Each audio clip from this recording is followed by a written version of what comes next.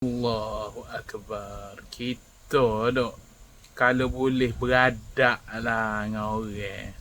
Tak kira lah orang tu budak pun. Kita beradak. Tambah lagi orang tua. Orang lebih tua pada kita.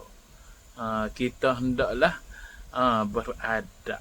Kadang-kadang dok orang tu dia tak suka kita panggil gapo-gapo ikutlah asal ko jangan panggil nama tak sopan orang kata.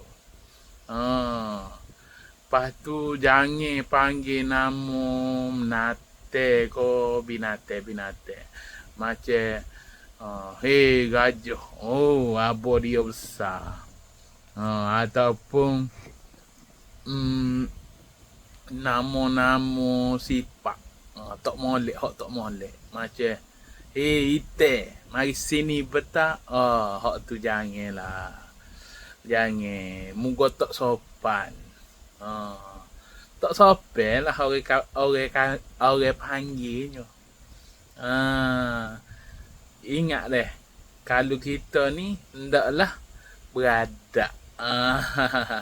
Baru je lah kaguan.